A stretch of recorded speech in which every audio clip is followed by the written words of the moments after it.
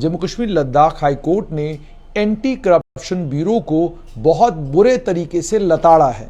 Anti corruption bureau के कामकाज के ऊपर सवाल खड़े किए हैं। एंटी करप्शन ब्यूरो की विश्वसनीयता पर सवाल खड़े किए हैं। एंटी करप्शन ब्यूरो की कार्यशैली पर, कार्यप्रणाली पर, सभी चीजों पर जम्मू कश्मीर लद्दाख हाई कोर्ट ने सवाल खड़े किए हैं।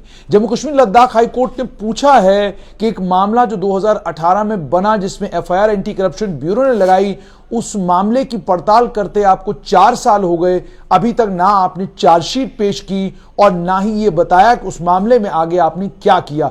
4 साल लग गए आपको चार्जशीट तैयार करने में। बड़ी गंभीरता के साथ जम्मू कश्मीर लद्दाख हाई कोर्ट ने यह कहा है कि 3 एफआईआर नंबर 21 2018, 35 2018, 5 2019, ये 3 एफआईआर लगी।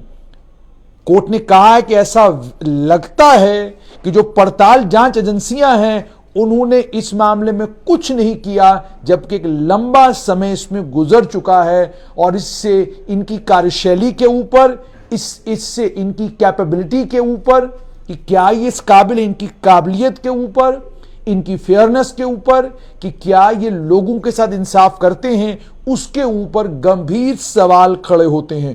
कोर्ट ने कहा हम आपकी इलीगैलिटीज को और आपके निफीरियस डिजाइन्स के ऊपर खामोश नहीं बैठ सकते। और आपको जानकर हैरानी होगी कि मामले को क्राइम ब्रांच जम्मू के हवाले कर दिया गया है और क्राइम ब्रांच से कहा गया है कि आप इस मामले में आप पड़ताल करें, आप इस मामले में आप जांच करें। एंटी करप्शन ब्यूरो को लेकर बड़ा बिगुल बजा था जब स्टेट विजिलेंस ऑर्गेनाइजेशन से इसका नाम बदलकर एंटी करप्शन ब्यूरो का किया गया था। उसके बाद कहा गया था कि अब बहुत बड़े बड़े जो स्कैंडल हैं, बहुत बड़े बड़े जो स्कैम हैं, उन स्कैमों से पर्दा हटेगा, लोगों के खिलाफ कार्रवाइयां होगी और अब इनकलाब आएगा।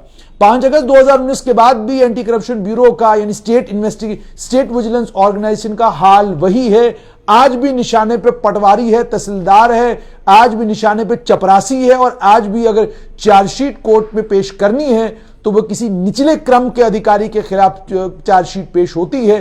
जो बड़े अधिकारी हैं, जो बड़े मगरमच्छ हैं, उनके खिलाफ एंटी करप्शन ब्यूरो ने कुछ बड़ा किया हो, ऐसा न तो आपके सामने आया न मेरे सामने आया। मामला है प्रणव गंडोत्रा का। ये तहसील सप्लाई ऑफिसर हैं, टीएसओ हैं।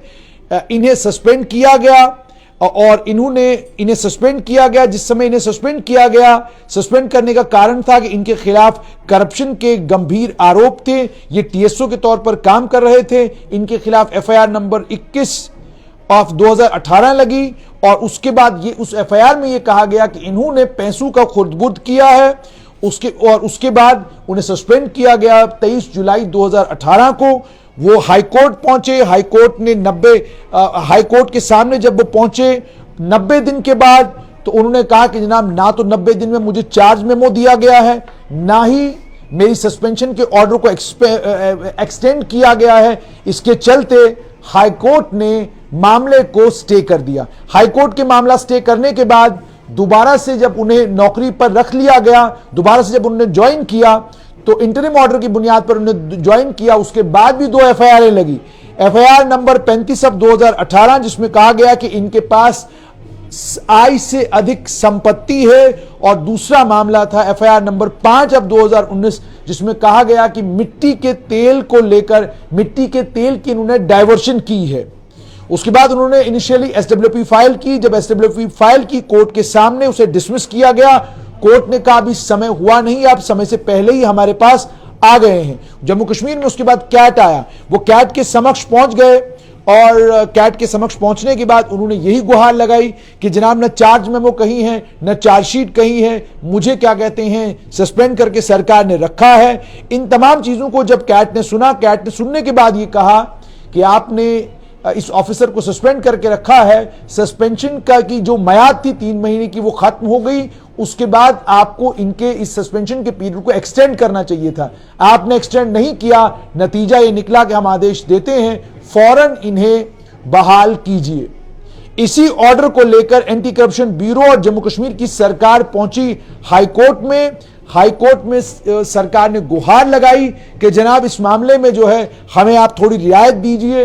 हाई कोर्ट ने पूरी कहानी सुनी और पूरी कहानी सुनने के बाद हाई कोर्ट ने यह कहा कि आपने 2018 में एफआईआर लगाई और सारे तथ्यों को जब हम देखते हैं तो हमें भी लगता है कि इस मामले में पड़ताल होनी चाहिए, हमें भी लगता है कि इन मामलों में क्या कहते हैं जांच होनी चाहिए। लेकिन उन्होंने ये कहा कि आपने जो प्रणव गडोत्रा के खिलाफ जो आपने इल्जामात लगाए हैं वो बहुत गंभीर हैं, लेकिन जब हम आपकी पिटीशन को पढ़ते हैं तो पिटीशन को पढ़कर हमें यह पता चलता है कि आपने बेबुनियाद पिटीशन फाइल की है, कैजुअल मैनर में आपने पिटीशन फाइल की है। और यह भी उन्होंने कहा कि प्रणव गडोत्रा के खिलाफ पहली एफआईआर 2018 में लगी तो आपने आज तक हमें नहीं बताया कि क्या कोई डिपार्टमेंटल इंक्वायरी उसके खिलाफ शुरू हुई है।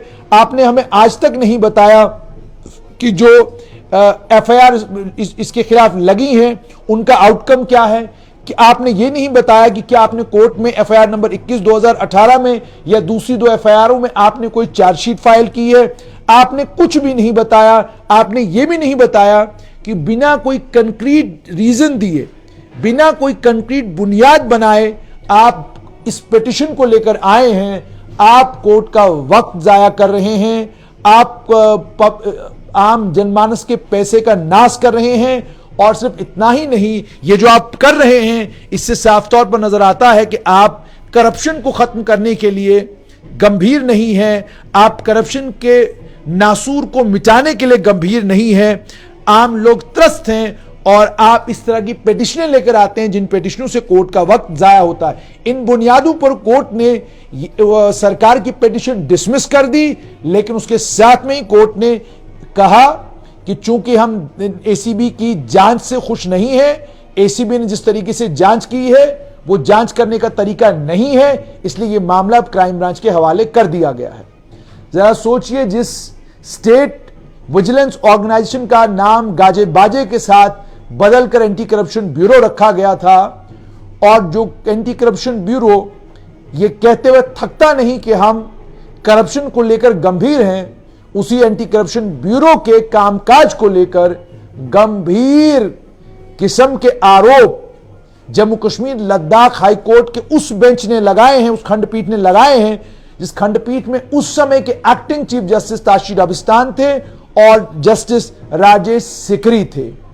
देखना अब यह होगा कि एंटी करप्शन ब्यूरो इस लताड़ के बाद कमर कसता है या नहीं। और क्राइम ब्रांच को जो 3 महीने दिए गए हैं इन 3 एफआईआरों में पड़ताल करने के लिए, देखना यह होगा कि वो 3 महीनों में क्या करते हैं।